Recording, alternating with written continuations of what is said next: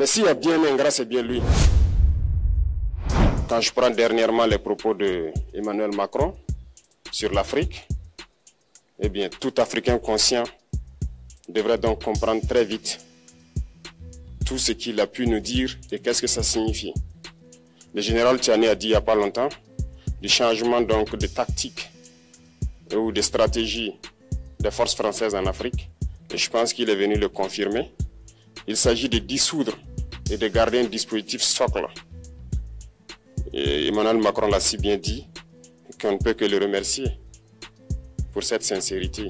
Même si certains ont voulu mettre la poudre aux yeux de leur population, mais la réalité finit par rattraper aussi. Ils ne partiront pas de certains pays. Ils ont juste dissous le dispositif. Vous ne les verrez plus dans des bases, mais dans les ambassades, ils seront là. Ils vont constituer des sociétés de sécurité pour sécuriser leurs sociétés qui existent dans ces pays-là. Mais les soldats seront là. Mais vous ne les verrez plus en tenue ou rassemblés dans des bases. C'est tout ce que ça veut dire. Ils vont se réorganiser, mais seront là. Il a parlé de politesse vis-à-vis de certains chefs d'État en leur donnant la primauté d'annoncer donc la rupture ou le départ des forces françaises. Ça nous importe peu, on peut dire. Mais tout ce que nous savons, c'est que si vous voulez une rupture avec ces forces impérialistes, c'est simple, on dénonce les accords.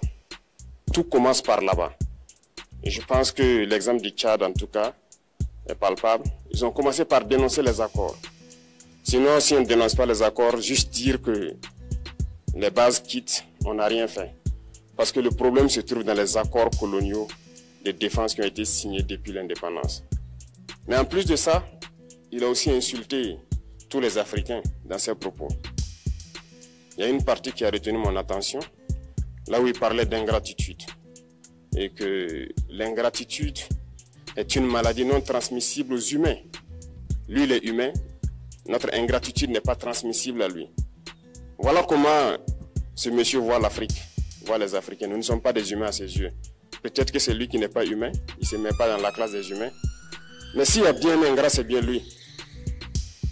Je pense que s'il n'est pas athée et qu'il prie, à chaque matin qu'il se réveille et qu'il prie, il devrait aussi prier les Africains. Parce que c'est grâce à nos ancêtres qu'il existe aujourd'hui une France. Il devrait nous prier. À ses yeux, nous ne devons pas être des humains, nous sommes plus que des humains. Ce sont des messages très forts qu'il passe. Moi, je pleure le peuple français. Mais quand même, il est bien pour l'Afrique. Il est un mal nécessaire pour nous. Ceux qui veulent se réveiller, se réveillent. Ceux qui ne veulent pas se réveiller, comme on le dit, on ne peut pas réveiller quelqu'un qui ne dort pas. Les Africains doivent se réveiller. Nous devons travailler à être indépendants, à faire au moins ce que nos peuples connaissent le bonheur. Et la lutte contre l'impérialisme, c'est ça.